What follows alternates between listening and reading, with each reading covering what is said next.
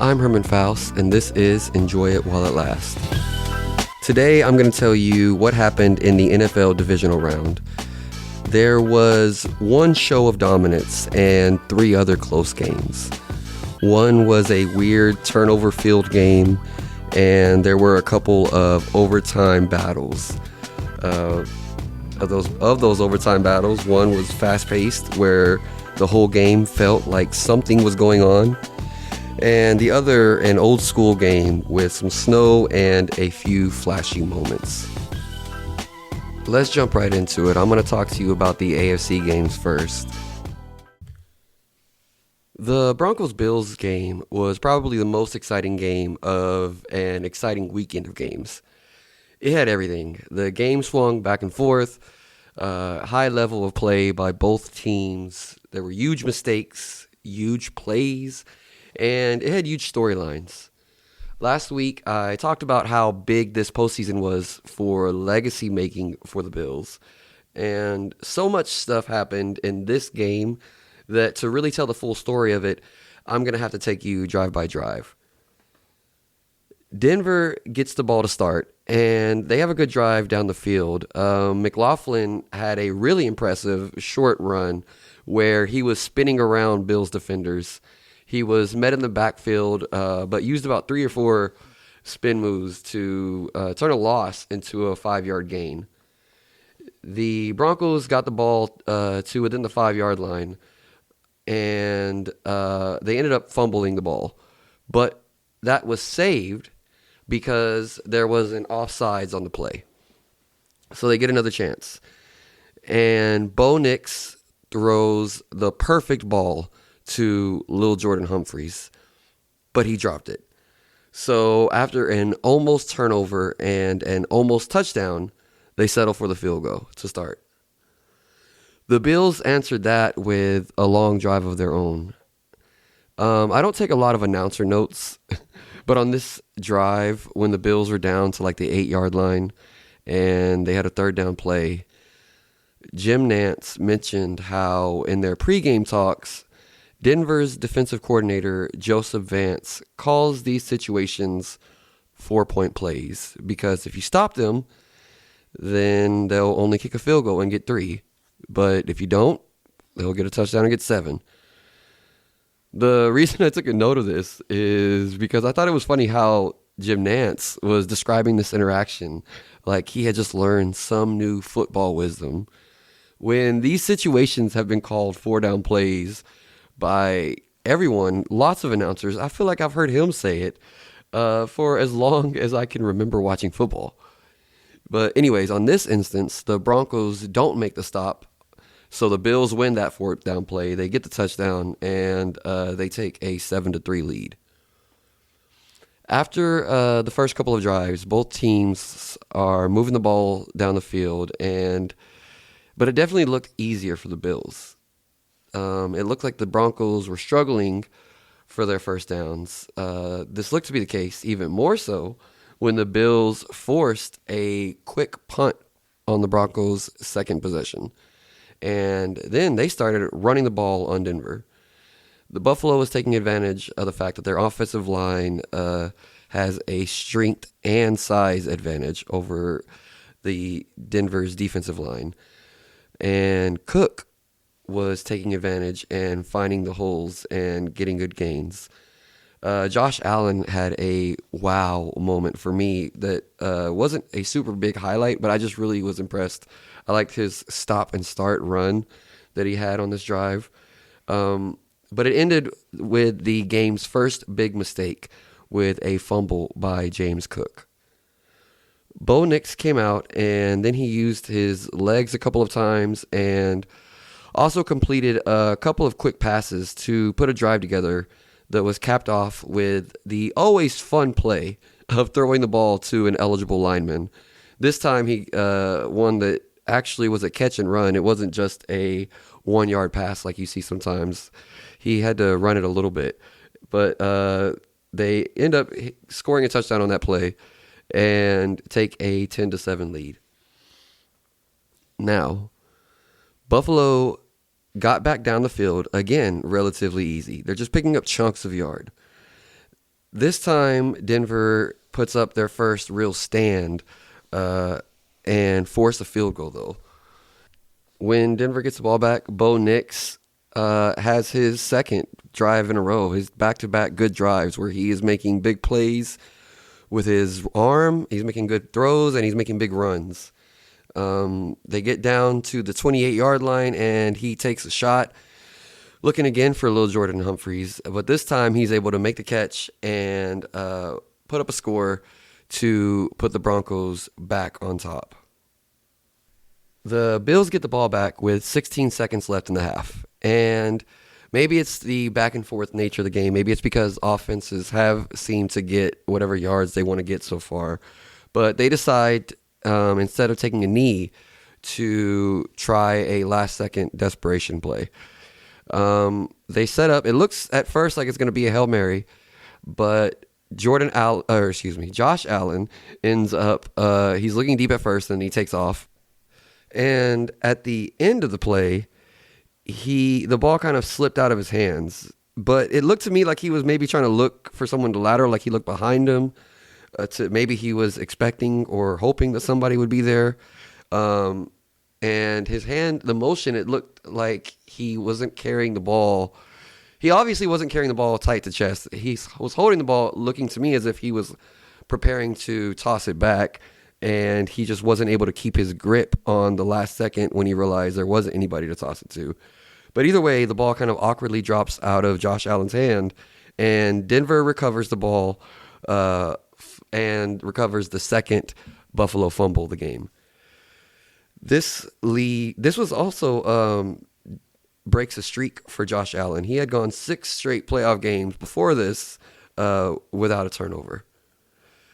That left the Broncos with enough time for one play. They get the chance to kick a long field goal and make it to take the 20-10 lead into halftime. At this point, this first half, both offenses were looking good. But despite the mistakes, I was still thinking that if Buffalo could only hold on to the ball, that they were going to have a chance to score a lot of points in the second half. And I figured the way that Denver looked like they were struggling a little bit more, that they were going to have to be trying to fight to hold tight and hold on for the rest of the way. To start the second half, though, there is a huge mistake by Buffalo, by the line this time. A Broncos defensive lineman was in the backfield and hit Josh Allen almost instantly, just as he was trying to get a quick throw away, caused a sack, fumble, another Broncos recovery. The ball ended up coming out of Allen's hand there, but this fumble was not on Allen. This was on their line, mainly the tight end that was supposed to be helping, but ended up helping the defensive end by giving him a push in the direction that kind of helped his momentum keep him away from the left tackle instead of pushing him into the left tackle. This helped set Denver up at the 17. So they weren't able to do anything else, but since they started the ball at the 17, they were gifted their second straight field goal without having to do anything. Buffalo then comes out and is able to respond with a successful drive they were hoping to get to start the half. They're continuing to gain yards whenever they actually keep the ball in their hands. They have another big 3rd down and 1, and they use the quarterback sneak that is successful and had been successful. They were already 4 for 4 on using a quarterback sneak on those short yardage situations. And this is important because they end up with a 3rd and 1 inside the red zone. But this time they played off the fact of how dominant they had been. And instead of going with a sneak, they throw a quick pass over the middle and get the touchdown to cut the lead to 23-17. Then on their first time in a while in game needing to put a drive together, Denver has their first big mistake of the game, where on a 3rd down pass, Bills rookie defensive lineman Walker is able to jump up and intercept a Bo Nix pass attempt at the line of scrimmage. And this sets the Bills up at the 36-yard line. Josh Allen tries to capitalize by going deep and attacking the end zone, but is picked off immediately to turn the ball right back over to the Broncos that let them off the hook for that first big mistake. This is the Bills' fourth turnover of the day, and this turnover broke another Allen streak. He had a postseason streak of 200 passes without being picked off before that throw. So, as I said a second ago, at this point, Denver's offense hasn't done much since those back-to-back drives in the second quarter, where Knicks looked great in those drives. But this time they were able to get out from deep in their own territory, and they got the ball downfield to where they could have elected to attempt a 58-yard field goal, which, while it is long, is well within their kicker's range.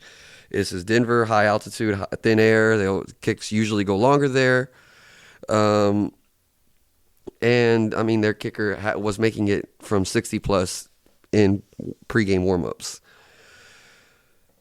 This also would have put them up by 2 scores, but they decide it's too risky to kick it and instead elect to flip the field and punt the ball. The Bills take advantage with on the follow up drive. They start off with a great fake handoff that it was great on a lot of like the play action. I mean, it was good for a fake handoff, but that's not what made it great. I'm sorry. What made it great was the pass was a impressive pass. Then the catch by Shakir was a really good catch in traffic. He had a great run after the catch. And then when he was finally met by defenders, he fought for an extra 5 to 6 yards at the end of the play as they tried to drag him down. The drive is capped off by another impressive throw and catch, this time to the tight end Kincaid, for the Bills to take a 24-23 lead. The Bills' defense continues their momentum, and they shut down the Denver's offense, again forcing a 3-and-out. The Bills' offense is able to pick up some yards, and while the Denver's defense stops them from scoring the touchdown, the Bills are able to add another field goal, and it's starting to feel like Buffalo is just taking control of the game based on the strength of their defense shutting down Denver's offense. But that's when Sutton shows up and makes his presence felt finally for the Denver Broncos. He has a couple of huge plays to get the first down, move the chains, and try to help the Broncos snap out of their offensive funk. One of them was he had a sideline grab where it was one of those toe tapping catches. He had to drag his toe inbounds. And another one, a tough grab in the middle of the field where he had to drop down to a knee to reach down and get the ball before it hit the ground.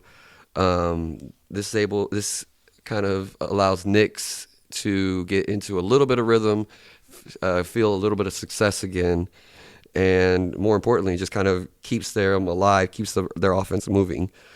And then Knicks is able to capitalize and hit Nims for a 26-yard touchdown pass for the Broncos to retake the lead with 55 seconds left in the game and go back up 30-27. Real quick on this play, I didn't notice if they ever said anything about it, but Nims' momentum carried him into a camera guy, and he slid, and his back slammed into a I don't even know what exactly it's for, but it looked like a pole that was attached to the camera sticking out, and it basically stabbed him in the back. It looked like it hurt pretty bad. But again, I never saw anything mentioned about that. I took note of it watching it live. Anyway, now we are in the last drive of the game. And Buffalo starts it with a couple of decent positive gains uh, before going into their bag of tricks and pulling out a hook and ladder that went for 27 yards.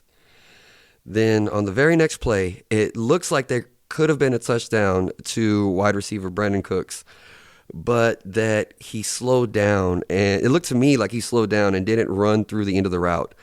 Um, Maybe the ball was going to be overthrown even if he did run all the way, but I thought he had a chance if he would have kept running. Anyway, after that, the Buffalo Bills end up having to settle and kick a 50-yard field goal, and Prater nails it, and this sends the game to overtime. In case you need an overtime rule refresher, because the rules have changed a couple of times in the last few years, both teams are guaranteed the ball at least one time. After both teams have had the ball once, if it's still tied, then it's sudden death. A lot of teams like to take the ball second if they win the coin toss because there is an advantage to knowing what the other guy did with the ball. For example, if the first team scores a touchdown, you know that you can't kick a field goal. I personally think it's a tougher choice than what seemingly everyone else in the league thinks because it seems that it's very common to just say that you're going to kick it. I think it should be a closer call because I really value being the guy that gets my hands on the ball for the third time in that situation in case we both do match each other on the first two possessions. I don't know which is more important, though. I don't feel super strongly about this. I think it's close enough. It's a close enough call that for me, if I was the one making the call, I would probably base it situationally based on how the game is going. But anyway. The Bills ended up winning the toss, and they elected to kick. And it works out great at first. They stand strong and force another 3 and out. Denver continues to not be able to do much besides that one late drive in the second half. And they have to punt the ball. But Denver gets a really good punt, and they force the Bills to start at their own 7-yard line. At first, it's looking like that's not going to be a big deal because Buffalo is having some success again, moving the ball down the field. And this is when they try to go for another deep shot. They try to hit Brandon Cooks again. This time, Cooks and Broncos defensive back McMillan both go up and grab the ball in the air. They both have their hands on the ball as they fall to the ground. But when they hit the ground, Cooks loses his grasp, and as they roll over and the ball never touches the ground, McMillan has it. This play has caused a lot of confusion. There's been a lot of people complaining about it because the tie is supposed to go to the offensive player if two guys make the catch at the same time. And also because you can freeze frame the replay and see a shot with Brandon Cooks on his back and the ball in his hands, looking like he should have been down right there, play over. When I watched it live and with replay, I thought that it was the right call. I think that it was simultaneous possession in the air, and as they were going to the ground, both guys were fighting for it. I think that since that is the case, the play is not dead as soon as Cooks touches the ground because possession isn't settled yet. It's not for sure if it's Cooks' ball yet. And like it or not, completion of the process of the catch has been the rule, has been the norm, and Cooks did not complete the catch. McMillan did. I don't think it was a tie. I think McMillan won the ball. I think even the players on the field, the biggest piece of evidence for that, if you want to look at what the players thought, Cooks laid on the ground and seemed distraught like he had just got the ball taken from him. Cooks didn't act like he thought that he made the catch and like he was being wronged here. It looked like he knew that McMillan took that ball from him.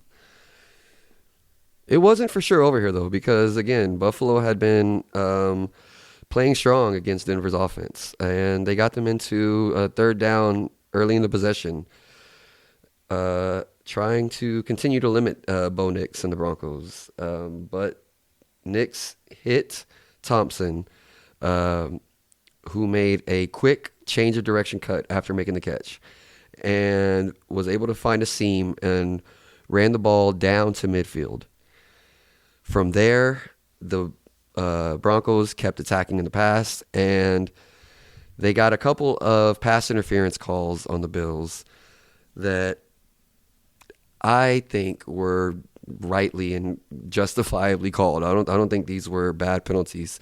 I think this were fair calls that of a frustrated Bills team maybe possibly having some reason to do with what led them to it. But I think that they were pass interference. The first one moved the ball to the 36, and the second one moved the ball inside the 10. That basically ended the game there because it led to Broncos kicking a 24-yard game winner.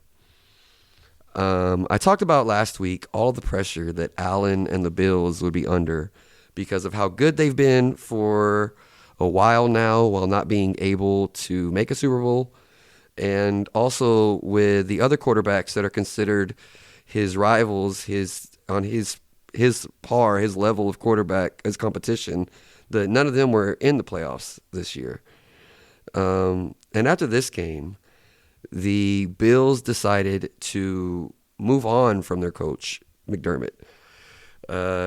They don't think that he has done, I guess they feel like he has not done what he should have done with Allen and this team and capitalized as much. This might be one of those situations where while he is a good coach, maybe while he is a good coach to help make this team, maybe the mixture of him and them just was not ever going to be good enough to get them to the top. Who knows? Maybe it would have happened next year. But they decided that the mixture needed a new element, and they decided to take McDermott out of it. I do know that whoever replaces him, they're coming into a situation where you either have to win the Super Bowl or you have failed.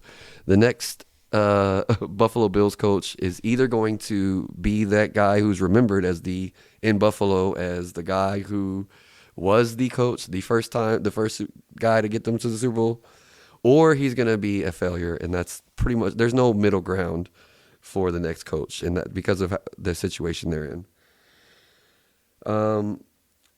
Also, after the game, Denver doesn't even get to feel great about their victory for very long because Sean Payton lets it be known in his press conference that Bo Nix broke his ankle at the end of the game. I'm still not really sure what play it happened on, where exactly, like what part of the end of the game. I'm guessing it had to happen at that last drive in overtime because he was in there the whole way through.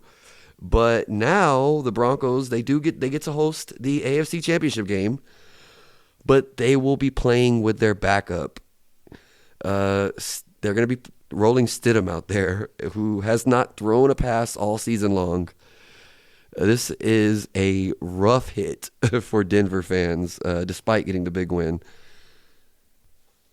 Moving on now to the next AFC game, where the Houston Texans went to New England to play the Patriots in a game in the cold with rain, ice, sleet, and a little bit of snow. Just all kinds of precipitation throughout the game, and throw some wind in too. This was a messy game where the defenses and the conditions did combine to create some excitement, though.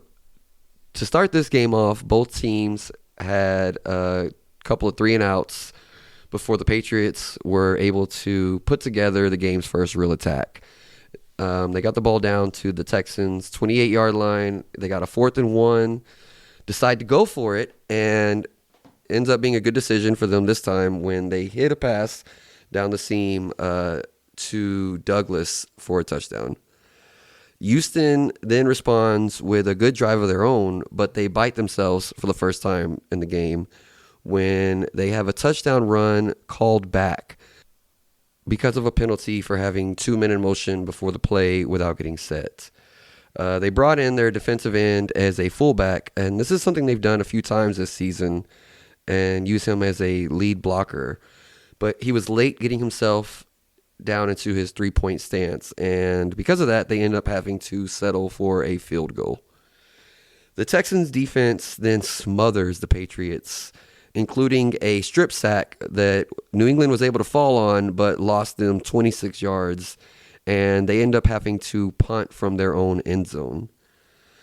After that, the Texans and Patriots traded a couple of turnovers when the Patriots intercepted Stroud on the sidelines with a great catch. The guy got his knee down just in bounds. But that was followed immediately by Drake May having the ball punched out for a fumble. So the net basically would have been is the same as if Stroud completed his long pass, right? I know the Texans maybe they should just look at it that way, because that was indicative of the day all day, honestly. The Texans defense making up for their offense and keeping them alive. And in this time, after the interception and then followed by a fumble, the Texans are able to hold on to the ball and take advantage and get a touchdown to make the score 10-7. Their defense makes another stop and get the ball back. And this time, Stroud finds himself under pressure, and he is hit as he throws. But even before, without that, if you look at I'm not sure why he didn't just eat the ball. I don't know why he even tried to throw. There was nobody in the area he was looking at. Maybe he was trying to throw it out of bounds over everybody's head. But he was hit as he threw, and it made the ball stay up in the air a couple seconds, lofted one up, and Jones was able to grab it and run it back. And the Patriots take a 14-10 lead on the defensive score. On the Texans' very next possession, C.J. Stroud has another interception. But this one is actually not his fault. I'm being dramatic here. This one hit Hutchinson in the hands. He just wasn't able to make the catch.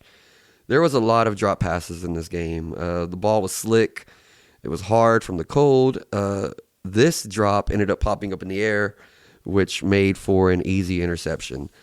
But New England was unable to capitalize this time because their offense had to get back out on the field, and that meant Houston's defense had to get back out on the field. Both defenses trade stops again before New England was able to get any type of rhythm. And then Drake May was able to hit Stephon Diggs, who made an excellent catch to extend their lead to 21-10. Stroud ends another drive with an interception. Carlton Davis makes his second pick of the game on the sidelines. But once again, Houston defense forces a 3-and-out. The Texans aren't able to move the ball when they get it back. And C.J. Stroud, he just looks shell-shocked at this point. The half kind of ends there after neither team's able to do anything anymore. And Houston starts the second half with a little bit something going on. It looked like maybe C.J. Stroud was able to calm himself at halftime. They are able to get down the field at least a little bit, and they kick a field goal to make it a one-possession game again. This is followed by Drake May putting the ball on the ground again. This was Will Anderson's second forced fumble of the game. And on the ensuing drive, Houston has their fifth turnover of the game. So now we have Houston with 5 turnovers, the Patriots with 3 turnovers. Both defenses just keep snatching the ball away, basically saying, give me that shit, over and over. Another 3-and-out. We got another 3-and-out by the Patriots because the Houston's defense is doing everything they can to hold on. And the offense is able to have Another small win this time and make a little bit of progress to set up and nail a 51-yard kick to cut the Patriots' lead down to 21-16. Then the Patriots have their best drive of the game. They're finally able to get something going against this Houston defense. But I do want to say that the Houston defense actually played really well on this drive. The Patriots were able to find success in the face of pressure and in the face of the Houston having really good coverage on everybody. The Patriots fought their way downfield, and then May was able, it looked like he had overthrown it, but Patriots wide receiver Booty was able to stretch his arm out and make the grab for the touchdown that basically put the game away right there. Houston, they never really threatened again at that point. The Patriots did have another drive that ate a ton of clock. And then when it was near the end, if the touchdown was the first, that touchdown, that stretched out touchdown catch by Booty was the first of the killing blows, the final kill shot for the Texans in this game, it actually came from themselves. They had a 4th and 18, and granted, that's not normally something that you would ever want to go for. But they were down by 2 scores with only 4 minutes left, and more importantly, they only had 1 timeout left. So they weren't going to have enough possessions left in the game. They had to score on back-to-back possessions, basically. And I looked at that 4th down like if the Patriots got the ball back, the game was over. And the Texans punted it to them. The Texans did get the ball back one more time, only one more time, though, not the 2 more times they would have needed. But even then, they weren't able to do anything with it. So they were probably just going to lose either way, honestly. I also think that in the long run that this is the final nail in the coffin, so to speak, for me forming my opinion on CJ Stroud. I don't think that he will be as good as his rookie season made everyone believe. He's had way more times where he's looked lost than where he's looked good in these last 3 years. And then in this game, it just saw him hand the game away over and over again, that his defense kept fighting to try to get back. Drake May, on the other hand, has looked really good, albeit this game he put the ball on the ground 4 times, but that seems to be more of an outlier for him instead of the norm. And in this particular case, mainly probably based on the conditions of the game.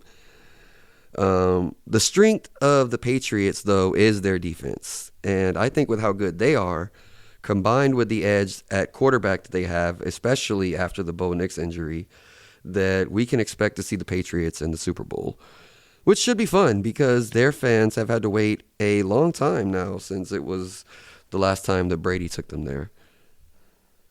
On the NFC side, I'll start with the quick one to talk about. San Francisco came into the playoffs an injured team, and they got more injured last week. And they looked undermanned in this game when they went to Seattle to take on the number 1 seed Seahawks. Seattle had a dominant defense all season long, and they showed off in this one. The game started with a 97-yard kickoff return for a touchdown by Seattle that really was a foreshadowing event. San Francisco picked up 20 yards on their first drive before getting stopped and turning the ball over on downs at the Seattle 40. We see Seattle's offense for the first time in the game, and they put together a decent drive that gets stopped short where they have to kick a field goal. Then on the next 49er possession, Tongs gets hit and fumbles and is recovered by Seattle, setting them up inside of San Francisco territory. And Sam Darnold is able to capitalize on that, taking them down, hitting a touchdown pass. And then at this point, San Francisco as they are already down 17-0. They have their most successful sequence of the game. The 49ers, they show a little bit of life, and they're able to drive down for a field goal. They are able to then force Seattle's first punt of the night, and the 49ers are able to have another field goal scoring drive to where they make the game 17-6. And then that was about the high water mark for San Fran. On the next possession, Kenneth Walker runs Seattle down the field, including a 7-yard touchdown run to make the game 24-6 before half. San Francisco opens the second half by getting the ball. So they clearly are needing to put together some kind of score if they want to stay in it. They are able to at least drive the ball into Seattle territory, and they make it to a 4th and 3. And of course, with the way that this game was going, they pretty much have to go for it. But the Seahawks crash through the line. They get a big sack to end that threat, and really, that was the last time the 49ers were even close to a threat in this game. Because after that, Seattle added another field goal, and Purdy was picked off on a play where he had time, but Seattle had every option covered. And then the game just rolled that way, with the Seahawks even tacking on a couple of touchdowns later in the game, and the 49ers ever coming close to scoring again. I'm sure that San Francisco will be back and good again next year, but they had no chance in this game. Seattle's defense looks like a monster. Their offense looked efficient this game, but you really couldn't tell a lot about their offense because of the way the game played out, other than they look decent. They look good, but their defense looks scary. And they will be hosting the NFC Championship game. After that, we had the LA Rams playing in Chicago. And this was an exciting game with a couple of moments that were even better than anything that Buffalo Denver had. Maybe not quite the level of Buffalo Denver overall, but it definitely had its moments. To start the game, there was snow on the ground, and the snow was falling throughout. It was not a ton, not like a blizzard game or anything like that, but anytime there's snow for a playoff game, that is automatically fun. Plus, I was excited about the personalities in this game. The up-and-coming Bears, young quarterback Caleb Williams, the first-year head coach Ben Johnson that I recently learned is a shit talker. Last week, I basically gushed about how impressed I was with the Rams and Sean McVay's continued success with them, and also about how good Stafford is. So I was excited to see how this one played out.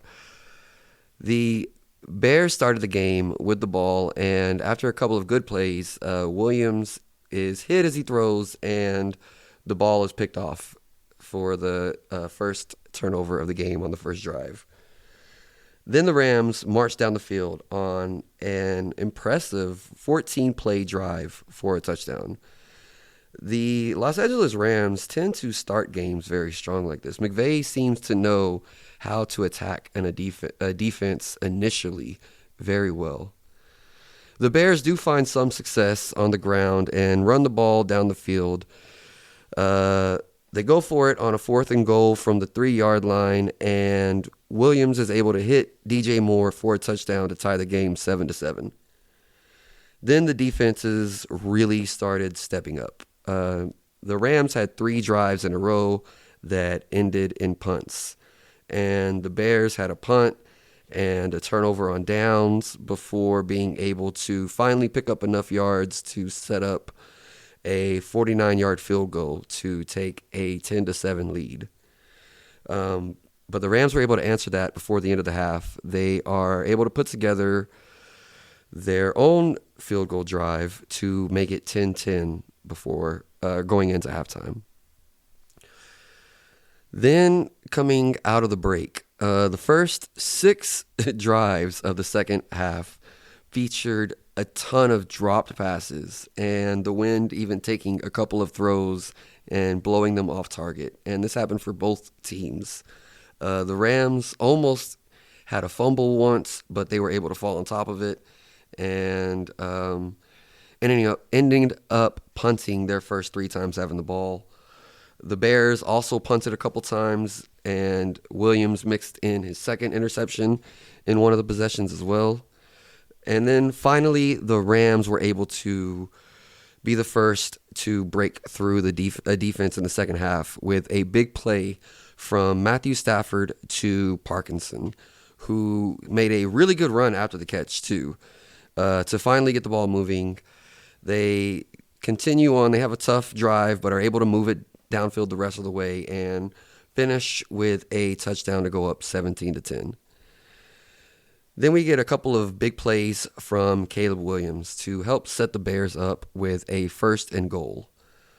But the Bears take the ball out of his hands and hand it off 3 times, which brings up a 4th down.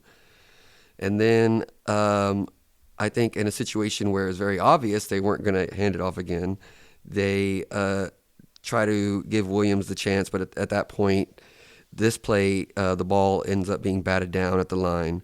And they are stopped with about 3 minutes left. But the Bears defense is able to step up, keep them alive, and force a punt at the 2-minute warning. So Caleb Williams has the ball with about a minute and 50 seconds, down by 1 touchdown, and a timeout in his pocket. He's able to hit several quick passes. They have success in the short, quick passing game to take them down the field.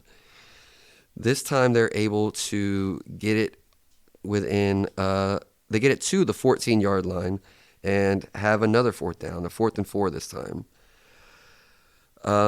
Then came the play of the game. After the snap, the play breaks down pretty quickly with the Rams breaking through the line, and Williams is scrambling away. And at one point, he's actually turned all the way around, facing the wrong direction and sprinting backwards to about the 40-yard line just to be able to get enough separation between him and the defender to be able to throw the ball. And he lost it to the back of the end zone where Kelmet was able to make the catch for the tie. The game is tied 17-7 with just 16 seconds left. This was an incredible run and throw by Caleb Williams. I don't know that I've seen a quarterback in a full sprint in the wrong direction to be able to get enough room to get the ball off. Since there's not enough time left in the game, the Rams end up just taking a knee and the game goes to overtime. The Bears win the toss, and they, like the Bills, decide to kick it. And just like in the previous game, the Bears defense opens overtime by forcing a 3-and-out. So we are at next score wins. The Bears are able to pick up a couple of first downs, moving down the field, and get a 4th and inches at midfield that they make the call. They go for it, and they get it. They pick it up, setting them up into Ram territory. And at this point, they try to take a shot. Caleb Williams goes down the field, but it looked like DJ Moore did not realize that the ball was coming. Cam Curl made a play on the ball that Moore did not make a play on, and ends up making a great diving catch for an interception. Williams' 3rd interception of the game.